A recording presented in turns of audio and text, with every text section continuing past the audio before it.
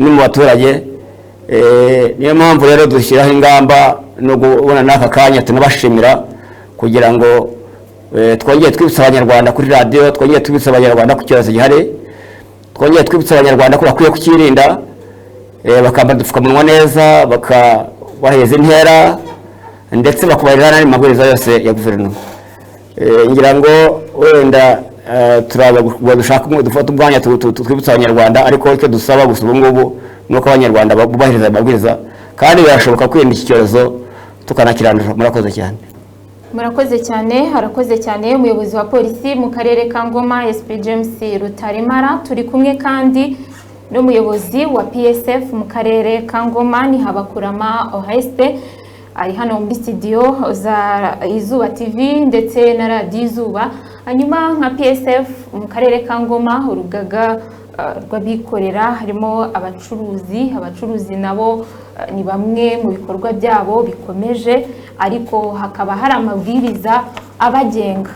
Hari amabwiriza abagenga yuko abacuruzi batagomba gukora nko mu masoko batarengeje 50% by'abasanzwe bahakorera. Ndagira ngo tubwire nk'umuyobozi wa PSF koko aya mabwiriza cyangwa se urugamba rwo kurwanya COVID-19 mwebwe murugeze hehe? Murakoze cyane. Reka natwe dutangire tubashimira. Uyu mwanya wari umwanya w'ingenzi kugira ngo nk'abanyarwanda by'umwihariko abaturage batuye akarere ka Ngoma n'abikorera muri rusange dukomeze dufatanirize hamwe kubahiriza ingamba zitangwa na guverinoma y'u Rwanda kugira ngo kubahirize amabwiriza yose kugira ngo dutsinde iki cyorezo. Ni muri urwo rwego rero natwe nk'abahagarariye abikorera twongera gushimira abikorera. Iki cyorezo kigitangira nk'uko nyakubahwa yabivuze, kigitangira mu Bushinwa kigenda hirya no hino mu bindi bihugu ku isi, cyaje kugera mu Rwanda ariko ugasanga abantu harimo n'abikorera barabikerensa, ariko kugera uyu munsi bigaragara yuko abantu basigaye bubahiriza amabwiriza ari ukurwanya icyorezo atari ukurangiza umuhango. Na n'uyu mwanya rero nayo mpamvu tuba dukomeza kwibutsa by'umwihariko turi bwongere kugaruka ku mabwiriza yongeye gushyirwaho mu nama yari iyobowe na nyakubahwa perezida wa repubulika yateranye ku itariki 19 Gashyantare uyu mwaka wa 2021, ariko akomeza n'ubundi ku mabwiriza amaze igihe umwaka urenga tumaze icyo gihe cyose turwana n'iki cyorezo.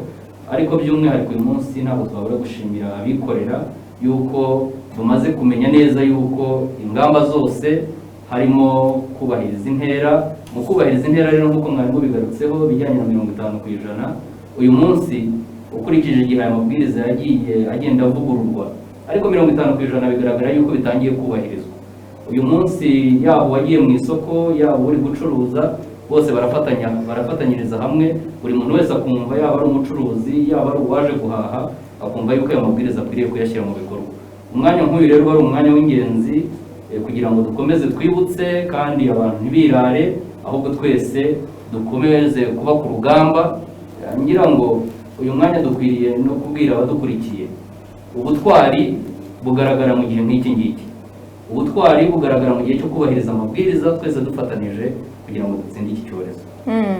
Urakoze cyane. Tukiri aho ngaho ku bigendanye n'amabwiriza, turabizi abacuruzi bagiye bakangurirwa gukoresha za kandagira ukarabe, kwambara udupfukamunwa ndetse bakubahiriza amabwiriza nk'abandi banyarwanda ndetse nk'abantu baba banahura n'abantu benshi. Ariko hamwe na hamwe ari igihe usanga abacuruzi amabwiriza bayica, navuga ko ari nkana. Ese urugamba rwo kurushaho cyangwa se kugira ngo aba bantu mubigishe mukomeze nko mwarimu bivuze ati kwigisha no guhozaho, kugira ngo uru rugamba cyangwa se aya mabwiriza arusheho gushyirwa mu bikorwa, ni iki muri gukora? Cyane ko bigaragara koko hari abantu bayica kandi nkana. Umuntu ugasanga bamwe bafite za kandagira ukarabe imbere y'amaduka yabo ariko nta mazi abamo, ugasanga hamwe hari amazi nta sabune ihari. Niki kiri gukorwa kugira ngo aya mabwiriza arusheho cyangwa se abantu bayasobanukirwe neza? Urakoze cyane uwo mwiza. Uyu mwanya reka twongere tubyibutsa abikorera ubundi ubukungu buhatse ubundi n'ubuzima. Ubukungu buhatse ubundi n'ubuzima ni nabyo tugarukaho kenshi. Biradusaba rero yuko tubungabunga. Mu kubungabunga no kwirinda icyorezo cya COVID-19 kandi mu kukirinda tukakirinda n'abakiriya bacu. Ni nayo mpamvu rero uyu munsi twongera kwibutsa abikorera yuko bakwiriye kubahiriza amabwiriza yose. Wenda ngarutse no ku mabwiriza yatanzwe mu nama yateranye ku itariki ya 19 Gashyantare uyu mwaka wa 2021, nuko tugomba kubahiriza amasaha yo gufunga. Saa 12 z'umugoroba tukaba dufunze amaduka yacu, aho dukorera tukaba dufunze. Ibi byo na babandi bahama mu maduka bakamenya yuko ari ugufunga, tukajya mu ngo zacu ku buryo saa 2 tuba twatashye, nta mubyigano, nta kwiruka kuri za moto kugira ngo atari impanuka zitandukanye. Saa 12 tukaba twatashye. Ibyo bishatse kuvuga iki? Bishatse kuvuga yuko nta bantu kuko utubari turafunze. Abantu nongere nkigarukeho, abantu bakwiriye no kubyumva. Usanga hari n'abantu uyu munsi bakijijisha bagakinga bakajya mu byumba, ariko ni cya kintu nongera kugarukaho, ubuzima buhatse ubundi, ubukungu buhatse ubundi, ni ubuzima. Ikintu gikwiye kumvikana. Ikindi ni uko dukwiriye kubahiriza imibare y'abo twakira mu kazi kacu. Ibi wenda birongera kuza mu masoko 50%, ariko dufite n'inganda haba abakozi benshi. Ibi ntabwo bireba mu masoko gusa, ahubwo birareba aho abikorera bose na restaurant, aho abikorera bose. Restaurant zo zikwiriye no kwakira. Uyu munsi bazajya bakira abantu, ariko bakira 30% y'abo bicarika. Uyu munsi rero buri wese akwiriye kumva yuko atari ukubikora ku jisho gusa, ahubwo ari ukubikora nk'inshingano ze. Kwambara agapfukamunwa neza gaturutse ku kananwa kugera ku mazuru. Ntabwo ari bya bindi by'uko ubonye umuyobozi ngo ukambare, ahubwo wumva yuko ubukungu bwari bwabuze mu burinde kandi urinde na mugenzi wawe. Ikindi dukwiriye kubahiriza intera. Kubahiriza intera ni 50% no mu isoko abantu bakabyumva, kandi mu kubahiriza intera tukinjira naho ngaho hose tugiye kwinjira, haba mu maduka, haba mu masoko, haba mu ruganda.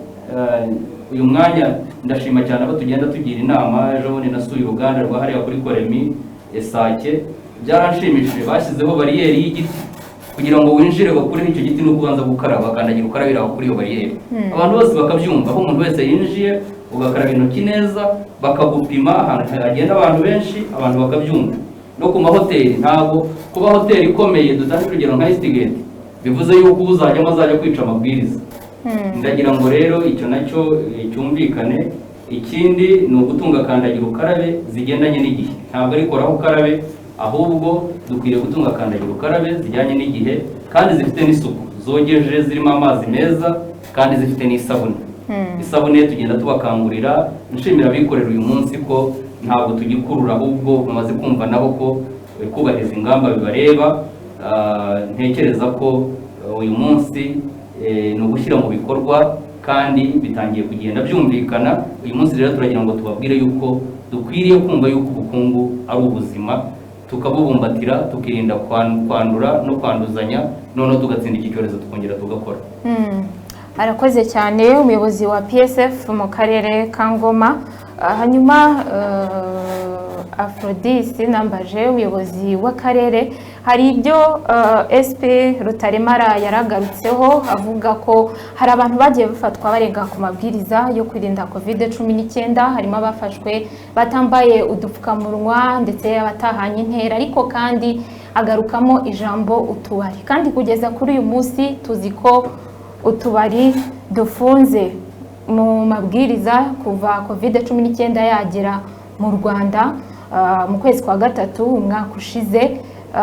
Utubari turi mu bya mbere byafunzwe na n'uyu munsi bitaremererwa kongera gukora. Ese iyo mubonye cyangwa se iyo mwumvise abantu bakirenga ku mabwiriza, ni ibintu muhora muvuga kenshi, bakijya mu tubari, abantu bagikora mu buryo butemewe n'amategeko, mubona impamvu ibitera ari iyihe? Impamvu yo ni imico mibi. Ni imico mibi yo kutumvira abakuyobora, abakuriye, abo babigerageza bakabikora. Bavuga ngo hari ibice bibiri. Hari ababyumvise tubari kuko bazi ko bifunze ibwiriza bivuga bityo, yenda bahindura na business, bashaka ibindi baba bakora byinjiza amafaranga, kubera ko twasangaga iyo nzira yuko abantu bacuruza inzoga muragomba kuvanamo agapfukamunwa na mugenzi we akavanamo, bagasoma bakaganira mu kanya. Inzoga urayizi, muri inzoga ifite amategeko menshi ayigenga, iyo uyivogereye nayo ishobora kukwandagaza cyangwa ikagushyira mu munyenga. Icyo cyatumye ahanini banavuga bati wavuga ko ugiye kunywa kamwe ariko hari ubwo ugira gutya abonyeho n'aka kabiri, nyuma y'aka kabiri utangira guhoberana, utangira kwitwara uko ushatse. Niyo mpamvu ngira ngo kugeza n'uyu munsi leta yavuze yuko ikintu cyitwa akabari gafungwa, cyane cyane yuko hashoboraga kuba icyuho gikomeye cyane cyo covid yakinjiriramo. Rero ababikora bamwe nk'uko nahoze mbivuga ni imico mibi, kutumvira buriya ingingo nyinshi z'imibereho ya muntu zigaragaza abantu bagomba kumvira ibiti bitanga, kugira ikinyabupfura, kugira disipurine.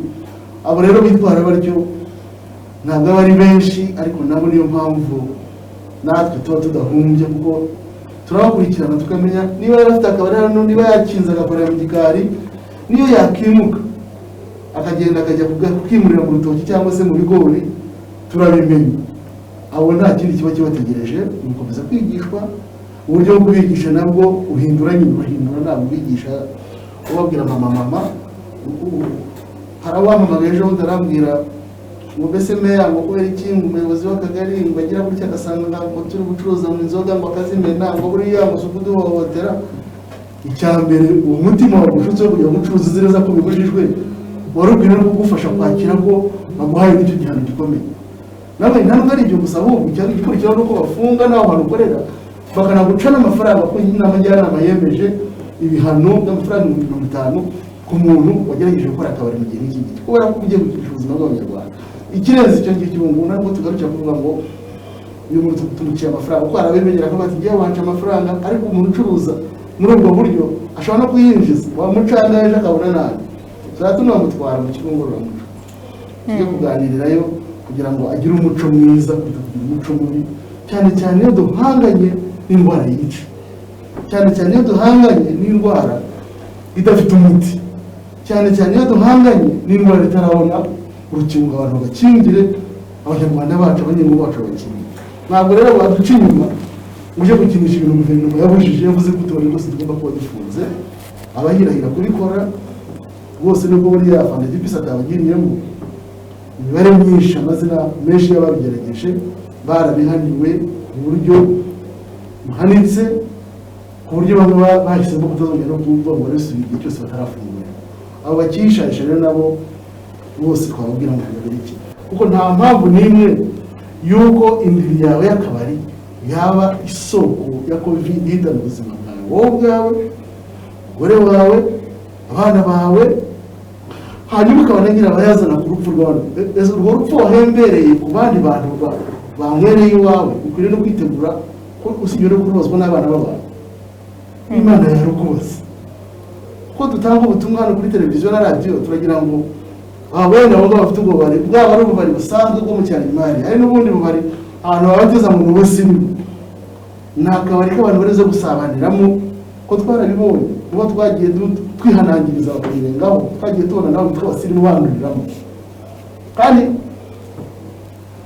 murantu murambabarira, hari igihe abantu bavuga ngo ngewe ngo nzayirwara ngo nyire ngo n'akanaka yarakize, kanaka amahirwe ntabwo ariyo yawe, nta n'iki kigaragara twe wayirwaruwe ugakira. Hari n'abavuga ati yewe ko yako nta zindi ndwara z'inyurizi zindiho byakoroha kugira ngo twabonye n'abihitana nta n'indi ndwara barwaye. Bivuze rero ni indwara mbi kandi yica nabi. N'ubu nta ndwara yica neza, ariko iya kubanza kukuniga ikakubuza umwuka, ikakubuza guhamagara. Ntabwo njye mbona impamvu niba isi yarahagurutse insengero zigafungwa, papa agasoma misa ari wenyine, karidinari agasoma misa ari n'abantu bane bubahirije amabwiriza, wowe uri mu mahanga cyangwa se wowe urahanga uvuze ngo uri muri bare y'isirimu, akaba ari wowe usigara ubangamiye ibyemezo bya leta yawe, kuko ufite n'inshingano zo kuyumvira. Ukwiriye no kubufatwa nk'undi muntu wagomeye leta, kandi umuntu ugomeye leta ubundi ahabwa ibihano bingana n'icyaha yakoze. Bivuze rero ngo abo bakeya bahari nibo fandi yakubwiye, nibo twagiye duhana, nibo twigisha mu buryo bumwe cyangwa ubundi, atari uko tugurisha amafaranga turekera aho gusa, kuko tugafata n'umwanya wo kumujyana ahantu tukamwigisha neza kurushaho. arakoze cyane afande, ndabona ngira ngo hari icyo ashaka kongeraho, ariko muri make ndagira ngo umuntu atugaragarize muri abo bantu bagenda bafatwa barenze ku mabwiriza. Tubonye imibare y'abantu bagera ku 1,300 mu cyumweru kimwe bafashwe barenze ku mabwiriza yo kwirinda COVID-19. Benshi muri abo COVID igitangira ndetse n'ahagashyirwaho n'amabwiriza byagiye bigaragara abantu bavuga ngo urubyiruko ubona ari rwo rugenda rurenga ku mabwiriza. Ese muri abo bantu ni izihe ngeri zirimo? Ni abantu urubyiruko, ni abantu bakuze? Umwanya ni uwanyu. Urakoze cyane Ajani, ngira ngo nkuko Nyakubahwa yaravuze abantu barenga ku mabwiriza kandi bayazi, kuko akarere ntako tutageze, twatanze ibiganiro kuri radiyo, hari n'imodoka buri cyumweru ica mu karere no mu mirenge igenda igaragaza yibutsa abaturage amabwiriza, igaragaza ko tubari tutemewe, igaragaza ko abantu bakwiye kwambara udupfukamunwa neza, igaragaza ko abantu bakwiye ku social distancing, intera hagati. Abo bantu rero uko Nyakubahwa yavuze bica amabwiriza bayazi, niyo mpamvu tunabafata bakanahanwa bagacibwa amande. Ariko utu tubari tuvuga abenshi ufunga akabari akakimura akajyana mu rugo, nabyo bikunda kugaragara cyane, aho dusanga utubari twarimutse twaragiye mu mago munsi y'ibitanda, ugasanga abantu urugo rwabo bagize akabari. Ibyo rero nibyo dukangurira abanyarwanda rwose ko ingamba za leta ziba zagiyeho ni izifasha abanyarwanda kwirinda COVID. Ntabwo rero waba wanyoye urwagwa uzanibuke no kwiyubahiriza aya mabwiriza, ntibishoboka. Niyo mpamvu rero tunabibasaba rwose ko utu tubari twongera kubisubiramo buri kanya, ko abanyarwanda bakwiye kwirinda utu tubari, bakwiye kutureka rwose. Ariko wari umaze kumbwira utari ko se ni izihe ngeri? Ingeri zose zibamo cyane muri utu tubari, ariko mu kutubahiriza amabwiriza cyane urubyiruko ruzamo cyane urubona nko mu gihe cyo kubahiriza amasaha yagenwe abantu bakwiye kuba bataha, niho ubona urubyiruko rukiri mu mihanda, aho tugenda kenshi waba ugenda ukabona bari rukanka, ahubwo tunanabibutsa kuko akenshi ubona ko iyo ugiye no kubahagarika birukanka bagaca n'ahantu hadakwiye kunyurwa, mu mirima, mu bihuru, aho ashobora no guhurirayo n'igiti kikamwica cyangwa se akagwa no mu mwobo. Urwo rubyiruko rero akenshi usanga nibwo usanga mu mihanda amasaha yarenze, naho tunabasaba rwose ko bakwiye kubahiriza amabwiriza kugira ngo birinde n'ibibazo banahuriramo, cyane iyo birukanka baca mu mashyamba cyangwa se baca mu mirima, aho bashobora guhuriramo n'ibibazo byinshi.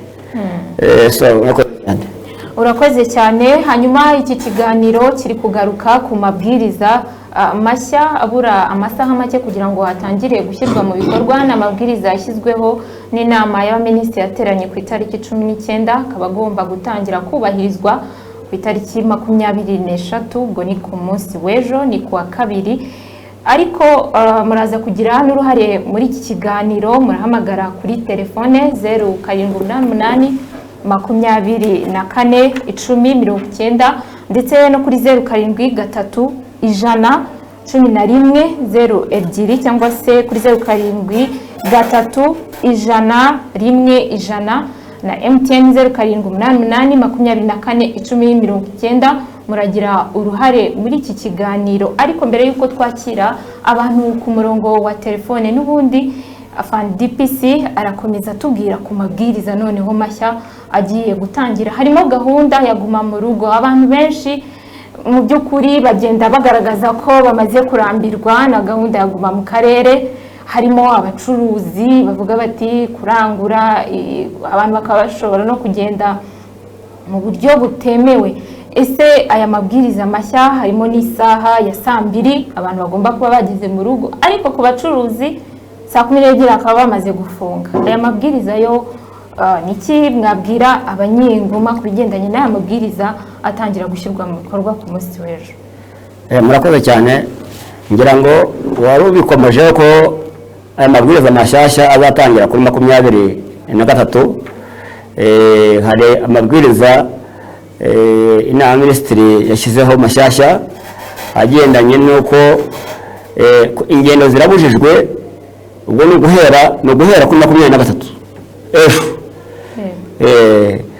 Guhera ingendo zirabujijwe guhera saa 2 z'ijoro kugera saa 10 za mu gitondo, no kuvuga ngo ingendo zaba zihagaze. Hanyuma ibikorwa byose byemerewe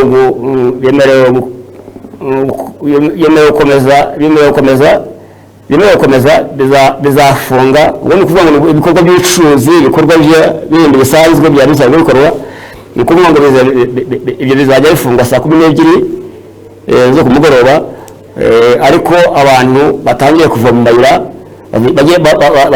mayira, bagere mu mago yabo saa 2 z'ijoro. Saa 2 z'ijoro icyo gihe umuntu azaba ari mu rugo, ntabwo bivuze ko ari bwo azaba agigendagenda mu muhanda. Icyo gihe saa 2 z'ijoro biteganyijwe ko bazaba bari mu mago yabo. Ikindi, ibikorwa by'inzego za leta bizakomeza, ariko bazajya bakoresha 30%. Ikindi, ku bikorwa bindi, amashuri yose ari aya leta ari aya kaminuza azafungurwa. Ingendo hagati y'umujyi wa Kigali n'intara ndetse n'uturere ntabwo bizakomeza. Ni ukuvuga ngo ntabwo bazakomeza gukora.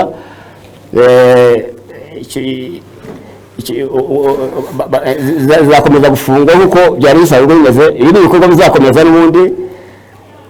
Ibyo rero nibyo dusaba ko byakubahirizwa muri iki gihe.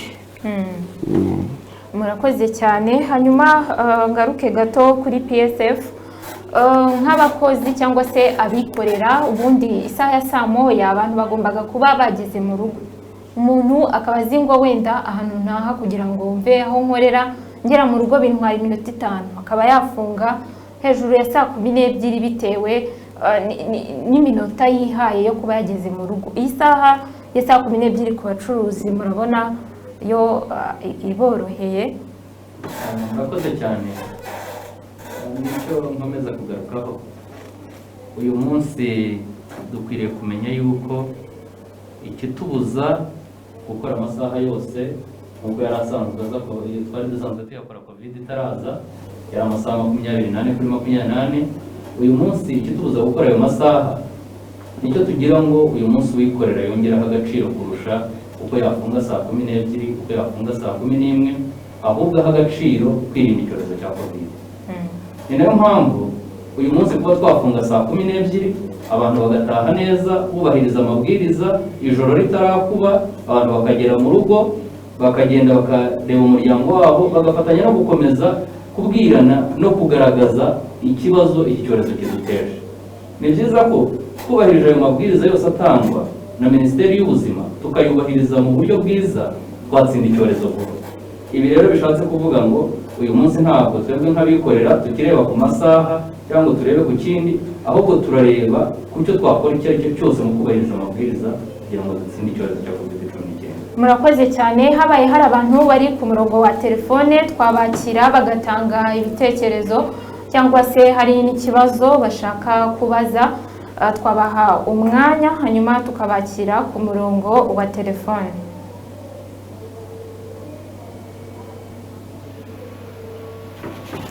Izuba lo? Mwiriwe neza? Yego, amazina yanyu naho muherereye, igitekerezo, icyifuzo? Ntabwo mwumva, wongera ijwi kugira ngo tubashe kumvikana. Sande, uherereye he? uherereye ego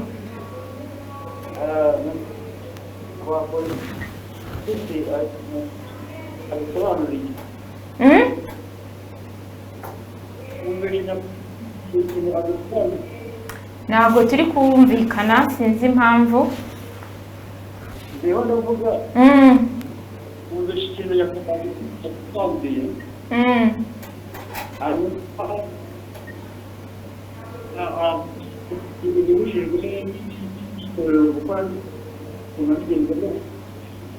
ntabwo turi kumwumva dushobora kwakira undi muntu izuba ro ndakumva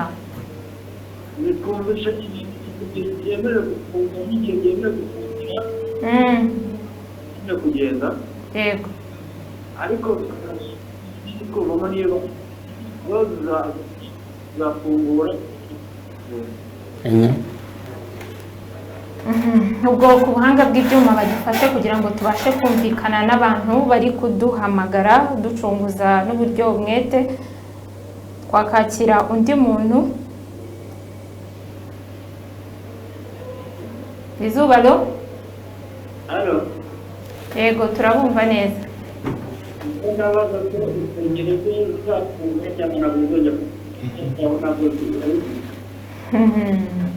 okay sawa ubwo baraza kugusubiza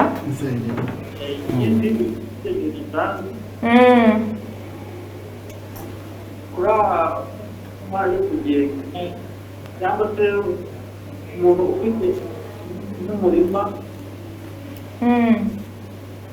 tuvuge mu n'imbuto kugeza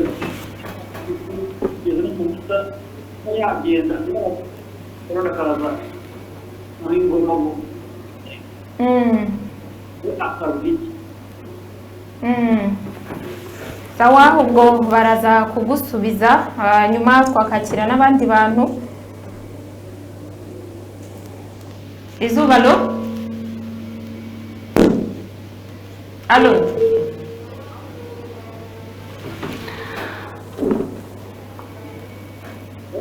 izuba ro turakumva neza nari nyiriho kubaza nk'ubwo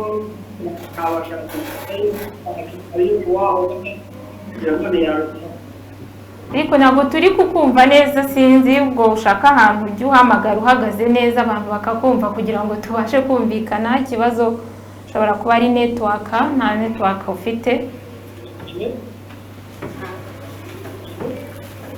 hanyuma ku buhanga bw'ibyuma badufashe tubashe kwakira n'abandi tuvuganye n'abandi kuko ndumva tutari kumvikana neza turakumva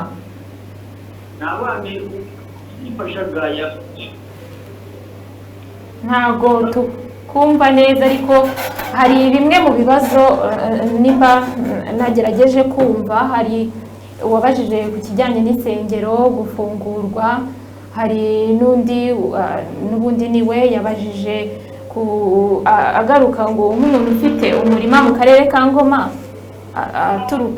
aturuka nk'ahandi ese byabigenza gute kugira ngo abashe kugera aho hantu ngira ngo umuyobozi w'akarere ka Ngoma aradufasha kugira ngo tubashe gusubiza ibibazo uyu muntu yabajije. Murakoze cyane Diane ngira ngo hanyuma abantu batagize amahirwe yo kuvuga ibibazo byabo mu bwumvikane hari ahantu abafana DPC yaragejeje ababwira ibyemewe n'ibitemewe harimo n'ibijyanye no gusenga ariko mbere gatoya hari ibijyanye n'imodoka zitwara abantu ubwazo mu buryo bwa rusange bita bisi zemerewe gutwara abantu batarenze 75% by'umubare w'abantu zagenewe gutwara ni ukuvuga ngo ejo mu karere kuko sirikirasiyo zemewe mu karere gusa bisi izahaguruka igomba kujya saa cyangwa ijya mu Gisera igomba kumenya yuko igomba kugenzura ko abantu bagiye kwinjira muri iyo modoka batarenga 75% by'ubushobozi yari isanzwe itwara ni ikibazo cy'imibare gusa kamenya niba ari kimwe cya kare 50 bangahe niba ari 75 bangahe akaba ari bashyira mu bwo icyo gihe polisi izatangira kubigenzura mu nzira zose ziri mu kano karere kacu hanyuma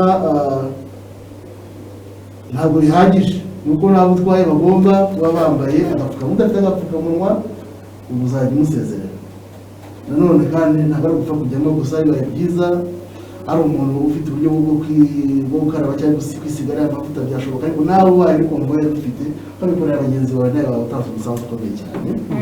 Hanyuma moto n'amagare byemerewe gukomeza gutwara abagenzi nk'uko ngira ngo byari bisanzwe bimeze, ariko hano baratinda cyane ko basabwa kubahiriza amabwiriza y'isuku buri gihe, kuko hari igihe abantu bumva ko bemerewe bakagenda ibintu bakabimenyera bakabitwara uko bashaka. Ikindi, resitora na kafe zemerewe kongera gukora ariko ntizirenze abantu 30. Tugiye kubivugaho umuntu ufite intebe wari ufite resitora ari gutegura amafunguro akaba afite intebe zakira abantu umubare w'abantu 5 agomba kumenya mu mibare ko asera na 30% ni bangahe izindi ntebe zikavamo, kuko buriya uko umuntu agumishamo intebe kuko ashyira n'ubushake bwo gushaka kugira abandi bongera mu rwego urabipanga neza kuko dutanga intebe mu nsengero ukamenya ngo niba wakiriye icyo cyiciro cyarangiye ushobora gutekereza kwakira n'ikindi cyiciro ariko utagiye kubarura ahantu hamwe.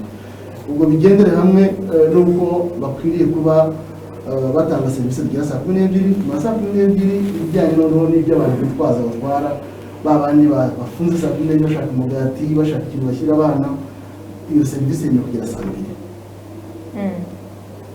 Hanyuma ikijyanye n'isengero yakibashije umuvandimwe kugira ngo bakore kabarwanda, insengero zahawe uburenganzira izari zabonye uburenganzira muri cyagiye twemerera abantu gusenga, ntabwo ari izisanga mu burenganzira bw'uko zifite insengero mu gihugu, ni izari zemerewe ariko nanone ntabwo ari garanti kuko wari rwari rwemeje rwemeje igihe ibikoresho byagenzurwaga ndetse n'umubare wagomba kujya gukora 30% bagomba gusigara, ntabwo agomba kuba wenda afunguye ku gatandatu cyangwa ku cyumweru kubera ko bari baranyemereye. Hari n'ubugenzuzi bugiye gukorwa n'andi matsinda harimo n'abakuri insengero mu mirenge yo kureba ngo kakuma gapima umuriro karacyakora, yakandagira ukarabe irahari ntibayitwaye ngo bajyane mu rugo cyangwa se abantu bayibe, za ntebe ko zakiraga abantu 50 umunsi kwa 30 turabana n'izihe turashyiramo ibihe bimenyetso byerekana ngo umubare w'abantu basigaye bona abantu twari twarabanye mu miryango remezo basenga iki gihe bisanga cyangwa kabiri itaniro ya mbere cyangwa iya kabiri bya byiciro cyangwa bya bice mu madini n'urugo bwite. Uyu munsi arabipanga ate ku buryo amateraniro yubahiriza 30%. Abo rero bari bemerewe ahubwo batangira kwitegura kuko na mbere yuko tuvuga ngo kuwa gatanu abayisilamu barajya mu musigiti, kuwa gatandatu abadivantisi bajya gusenga, kuri za nsengero twari twaremeye ku cyumweru abakatolika n'andi matorero asenga ku cyumweru. Nuko abanza gukorwa ubugenzura bakigenzura tukareba ko nibona byari byose byari byakoreshejwe no guhuza imibare y'abantu bafatira kugira ngo byumvikane bityo uko icyo nabajije ntabwo ari uko bavuze insengero zirafunguye gusa.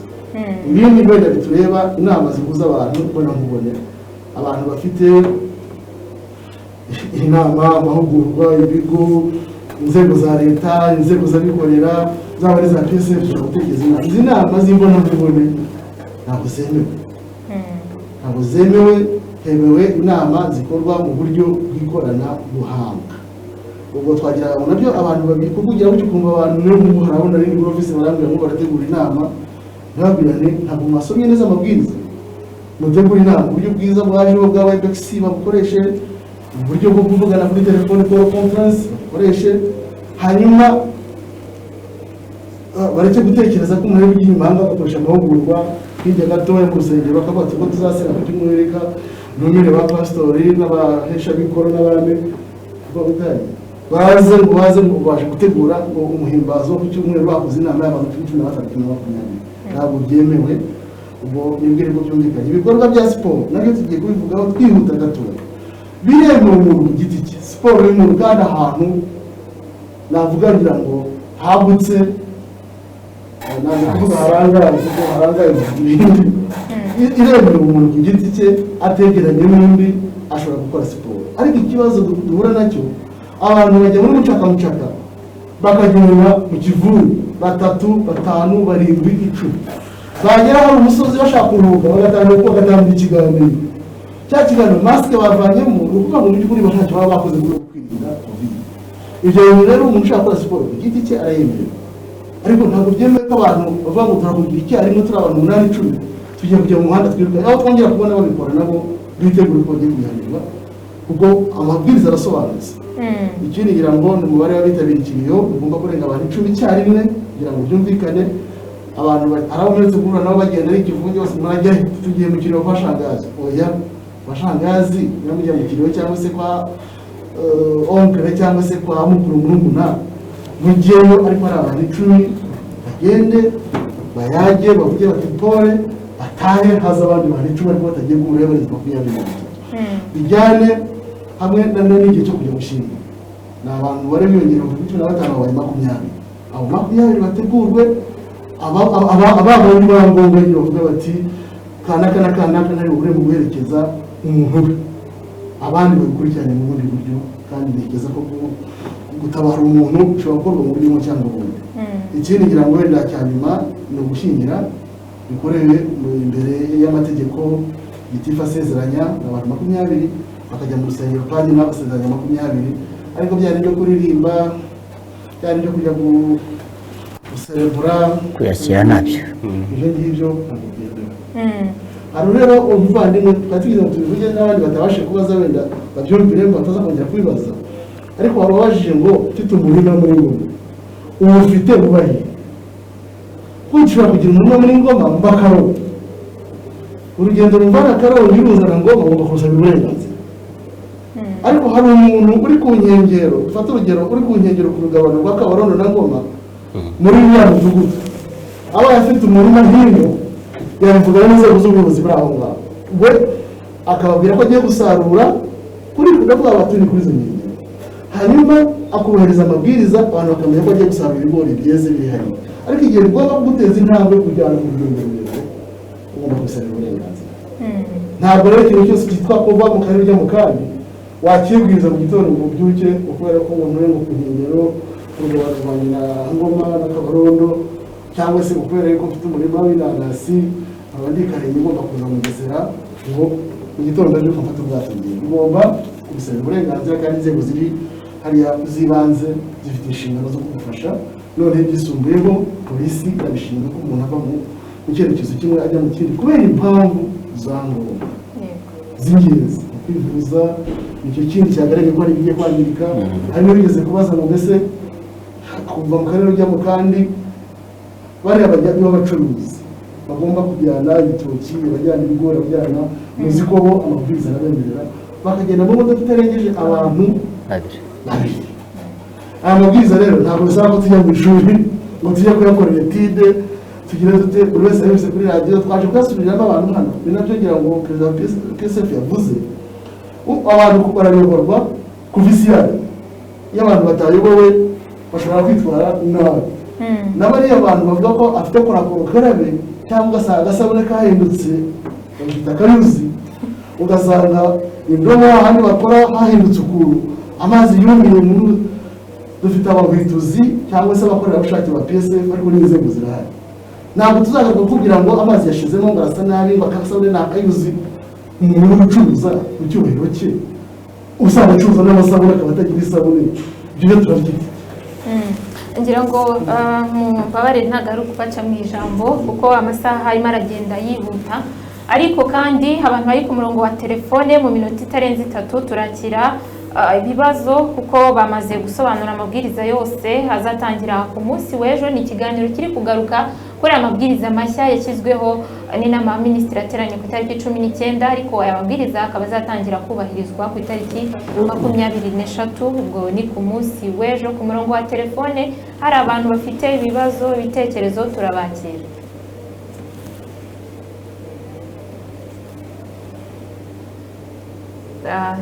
bariho ariko tugendeye ku mabwiriza hari ikintu mwari mugarutseho muvuga ku bigendanye n'imihango yo gushyingirwa kare hari abantu bigeze kubitubaza turi mu kiganiro hari umuntu wavuze ati reka twakire umuntu izuba ro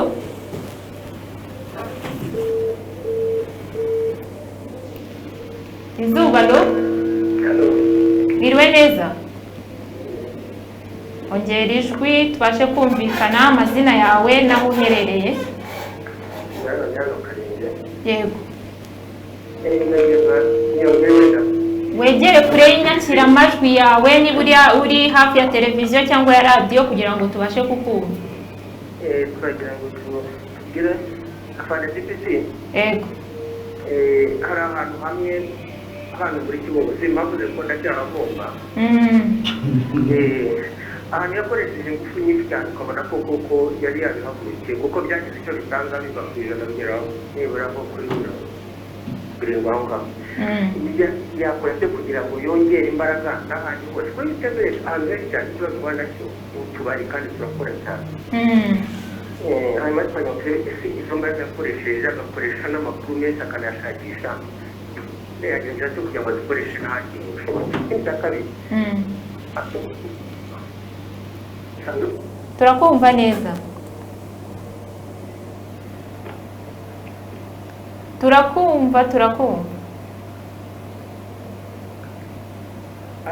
turakumva neza meze neza amazina yawe ahantu uherereye ndetse n'igitekerezo cyangwa se ikibazo yego n'usanzwe n'umukunzi w'amagina Jean Claude Minaga yego turiza nabo bategeko navuga rero bijyanye na covid n'uko abaturage babona barimo kwitwara urabona ko abantu bamaze kugenda babisengera kandi tugomba kubigira ibyacu burya n'abaturage yego bakina hihute kuko iminota yadusize kugira ngo tubashe kwakira n'abandi icyo navuga rero no kubashimira umusanzu wanyu kuko iki kiganiro twari tugikurikirana no kubashimira cyane urakoze cyane nawe hari undi muntu umwe twamwakira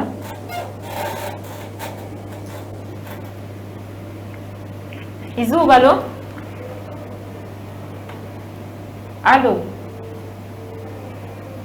ntabwo turi kumvikana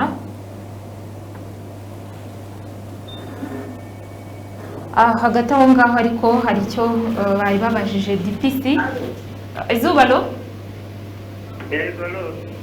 turakumva neza amazina yawe nawe uherereye icyifuzo cyangwa se igitekerezo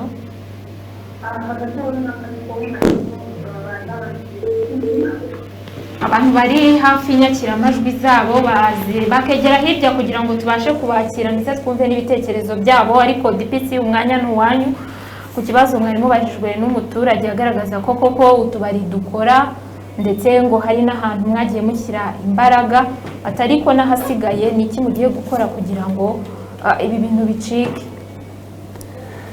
murakoze cyane ngira ngo umuturage Mvare wa Karenge arakoze cyane imbaraga tuzishyiramo kuko mu kurwanya utubari nk'uko yarabivuze icyo twakora ni ibiganiro n'ubundi twibutsa abanyarwanda ko bakwiye kwirinda rwose ibintu byo gucuruza utubari ari n'amabwiriza y'ibyemezo bya minisitiri birabibuza ko utubari tutemewe duhagaze dukangurira abanyarwanda ko bakwiye kubahiriza amabwiriza ariko ntibizanatubuza no gukomeza gushakashakisha amakuru nk'uko babitubwiye kugira ngo turebe aho kare hariho hose tugafunge cyangwa se tumuhane ariko icyo twavuga nabo dusaba abaturage ni ukujya baduha amakuru aho ariho hose hari akabari bakatugaragariza aho kari bakatubwira ko ni inshingano za buri munyarwanda gutanga amakuru ahantu babona hari igikorwa cyaneze ku mabwiriza y'ibyemezo bya minisitiri cyane cyane mu rwego rwo kwirinda covid aho babona akabari aho babona abantu batubahiriza amabwiriza yo kurenza amasaha yagenewe bakwiye kuduhamagara wenda tujya kurangiza tubatanga telefoni zacu kugira ngo bajye baduha amakuru tuze dushaka ukuntu twabihagarika murakoze cyane arakoze cyane hanyuma turabura iminota mike cyane kugira ngo tube tuvuye hano muri studio za Izuba TV ndetse na Radio Izuba kugira ngo izindi gahunda zikomeze ariko umuyobozi w'akarere ka Ngoma Bwana NAMBAJE Aphorodise mugire ubutumwa mutanga ko ariko tugaruka ku mabwiriza mashya yo kwirinda COVID-19 azatangira kubahirizwa ku munsi w'ejo kandi akaba anateganyijwe kuzavugururwa ku itariki 15 z'ukwezi kwa gatatu umwanya n'umwanya murakoze cyane ndagira ngo akanya gatoya ko gusoza ubwire abaturage akarere ka Ngoma ntabwo amabwiriza yubahirizwa ku mihanda minini hari abantu tumaze iminsi tubona barahinduye akaba amaze kurenza amasaha akaba tuvuga ari muri kaburimbo akagenda bose kubera uyu munsi batanze umwanya saa 2 ko umuntu aba yagiye mu nzira saa 2 tugusanga mu nzira yo mu mudugudu tugusanga mu nzira yo muri quartier uwaje ukigenda nta mpamvu kuko ushobora kuba ugiye kwa muganga saa 2 ariko ibintu by'abantu kugira gutya bakanyuza nyerera mu cyamo wakora yuko polisi iri hariya cyangwa mu mudugudu yakambitse hariya mu gihe ngo nanyura aha ngaha bose ndagira ngo babwire ko ibyo bintu tumaze iminsi tubona ko ntabwo ari byiza kandi amabwiriza yubahirizwe no kubana no kubakuru kuko iyi ndwara ntabwo ifata abakuru bisibye abantu ibintu byo kwambara udupfukamunwa n'amazuru umuntu yambara agiye ku muhanda wa kaburimbo cyangwa mu muhanda munini yaba ari mu mudugudu aho ngaho ku iduka agiye guhahiramo cyangwa se mu bandi bantu agiye gusura mu rugo guhura nabo akagenda agapfukamunwa agasize mu rugo wabuza ngo ndakibagiwe ntabwo covid ntabwo yibagirwa ikindi naho ngaho ugiye ibintu ni bibiri urabasura utane covid cyangwa urayibashyiriye kugemura covid no guhaha covid birimo nyunguki ariko ngira ngo abantu bakwiye no gutekereza ikiguzi cyabo ubundi iyo bayigusanzemo bagutegeka ko uguma mu rugo n'urubyaro rwawe n'umugabo wawe n'umugore wawe ibyumweru bibiri ibyo byumweru byo kujya kwifungirana mu rugo ariwo byikuruye n'ibyiki mu gihe funze iminsi 10 utagenda akabandi baba bakora hari ubwo niba gusiga mu bukungu uzatangire ngo akana kabara gukiranye nongere tuvuge no ku bantu bitwa abahinzi n'aborozi maze iminsi mbona ugira gutya amasaha yarenze ukabona umuntu afite isuka ku rutugu undi afite imyumbati wamaze turere mu murima dufite amasaha yo kuba mu murima kuva saa 12 za mu gitondo abantu bayakoresha neza bubahirize amabwiriza yatanzwe na leta undi nawe mukaya ukabona na envelope ugiye guhaha ubundi aho ujya guhaha ujya kuguha ibyo bintu nyuma ya saa 2 guhera ejo we ntabwo azazi neza ko saa 2 agomba kuba yakinze ibyo rero tumaze kubimenya abahirahira kubikora cyane cyane abantu bafite amaduka yo mu midugudu tutuduka dufasha abantu usanga itara ryaka umuntu akakujije ko yafunze ariko ukabona abantu bahora n'umuriro batubwiye tumvuye guhaha ibyo rwose abantu babireke nongere ushinge hagati ku kintu cyitwa akabari tuzakwigisha n'ibyo tuzaguca amande ajyanye n'inama njyanama tuzafunga ariko nababwiye ko hari n'ahandi hantu tugutwara n'itorero ukajya kwigira ntabwo twifuza umuntu uzajya hejuru mu buryo mu gitondo atangira akakanduka mu mbabaye icyo utabashije kumenya kuri buhanirwe ugisabira imbabazi kubera ko bamaze kugera hariya bijyane n'abandi nababwiye abantu basigaye bataha aho bageze hose waza umuntu kuki watinze iminota itarenze mugezeho ni hano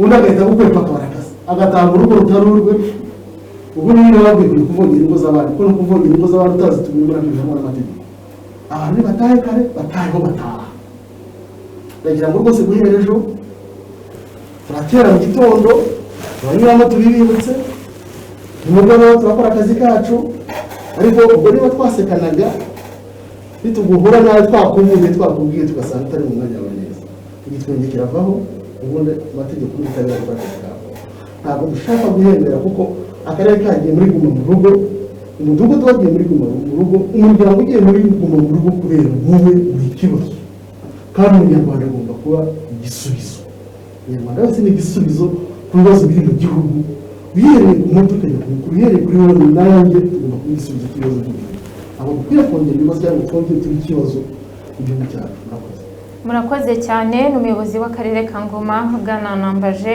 Aphorodise ku butumwa atanze ku baturage batuye mu karere ka Ngoma turi kumwe n'umuyobozi wa polisi mu karere ka Ngoma SP James RUTAREMARA ndagira ngo nawe mu masegonda make hagire ubutumwa aha abaturage bo mu karere ka Ngoma.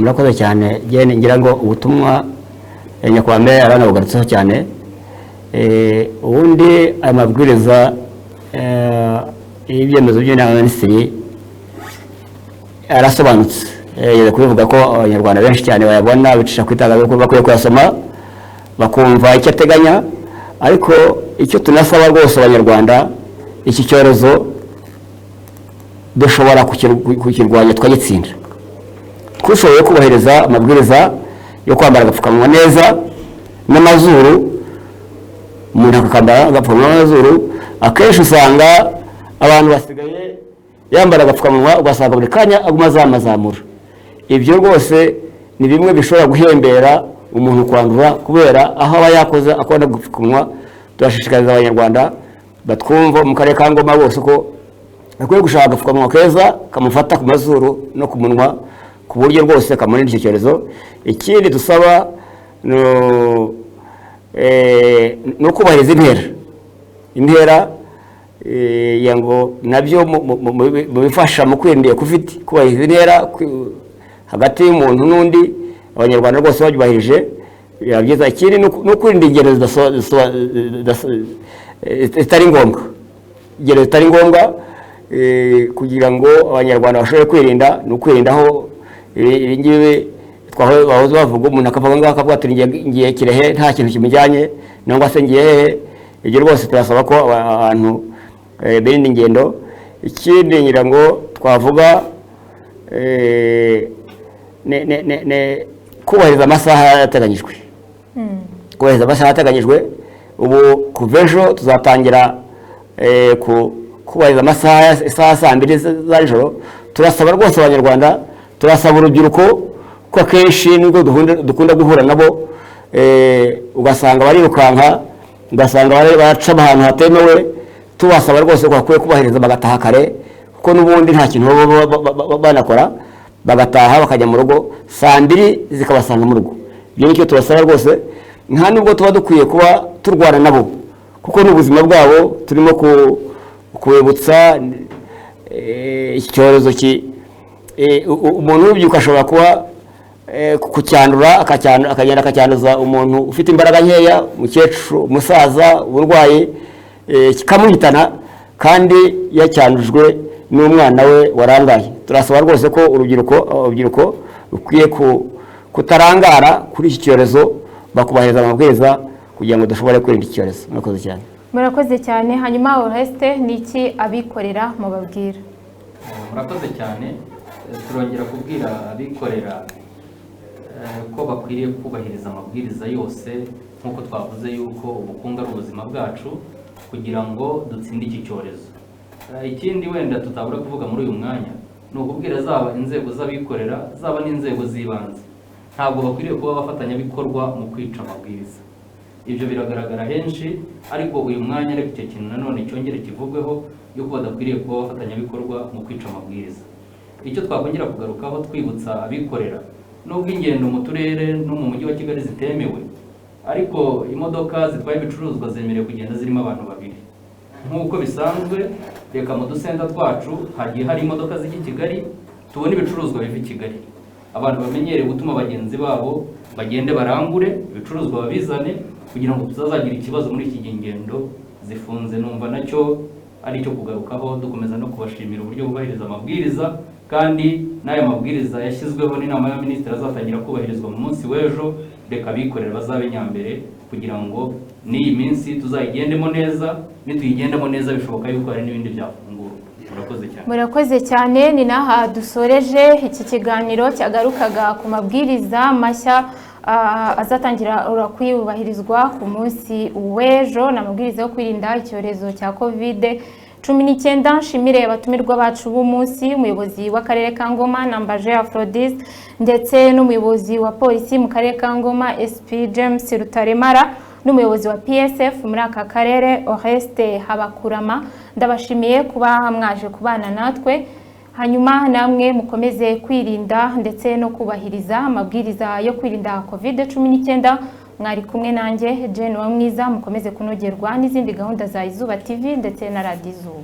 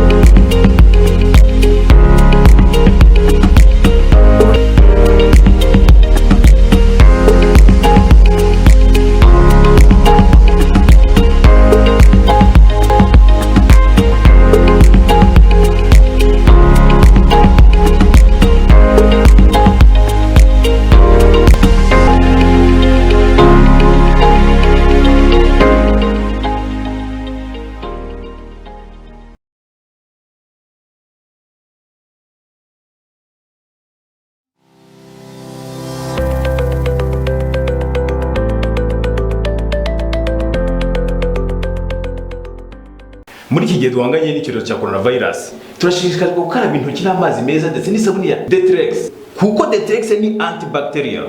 Iyi sabune ya Deterex ni isabune ihendutse yo gukaraba igendanye n'ubushobozi bwa buri wese. Ni isabune ikoranwe ubuhanga buhanitse ndetse n'imiti yabugenewe ku buryo biyiha ubuhanganje bwo kwica bakteri zose. Niyo sabune ya mbere leta yo gukaraba, si yo gukaraba intoki gusa kandi kuko Deterex ni isabune yo koga kuri buri muntu wese mu byiciro byose, igafasha abayikarabye gusigarana umutuzo n'umunezero kubera impumuro yayo y'agahebuzo ihendutse ite. Iyi sabune ya Deterex turayisanga hirya no hino mu alimentation za supermarket ndetse no mu mabutike atandukanye. Kubifuza kurangura mwahamagara kuri 07 88 30 68 02.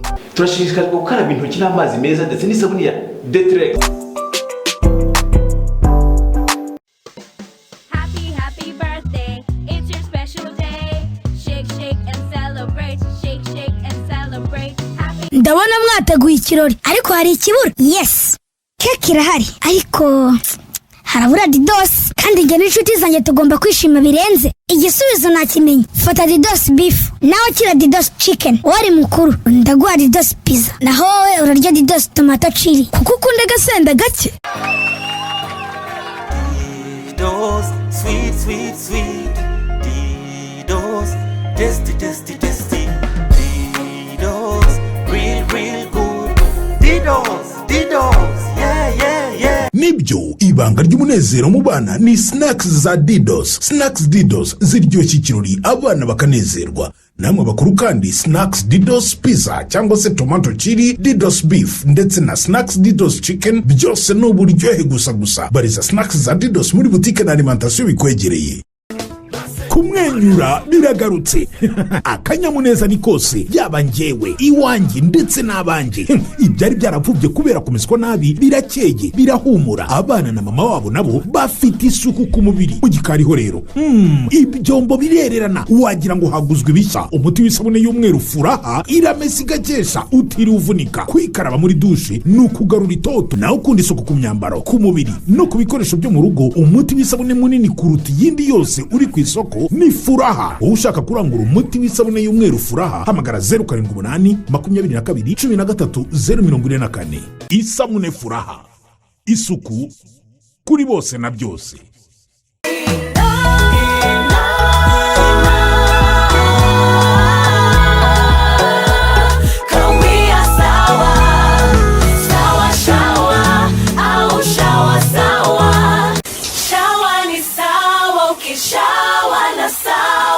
Sawa, ngiyi isabune yawe nziza yo koga, wowe wasobanukiwe n'ubwiza buzira ibirungo.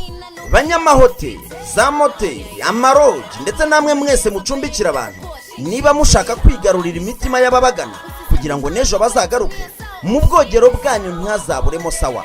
Banyeshuri namwe iyo mukarabye isabune ya Sawa ibintu byose biba sawa. Murayisanga mu Rwanda hose kandi umwihariko wayo nuko ariyo sabune yo gukaraba ihendutse kurusha izindi. Abifuza kurangura mwahamagara kuri 07 82 21 30 44. Hirwanga aho ncurangira ka karirimbo numve. Ariko mwana reka mubaze ikibazo. Ubundi iyi ndirimbo ivuze iki kuri wowe? Ndashye gorera umwana wanje. Ngankiramo ubwo cya gitero numve. Indirimbo uzi ko nta cyumweru cyashira utangaye ngo yirwa curagire ya ndirimbo. Karirimbo ngakunda. Ndashaka kwibaza amateka yihishe. Aha. Karirimbo ni keza we ntabwo bizi. Okay. Izuba rirarenze rimwe ry'abashumba inka z'iwacu ziratashye abiriwe iyo bari nyakura abimuhira barihanagura icyuya mu gahanga dore umunsi uragiye icyuya mu gahanga umunsi urashize.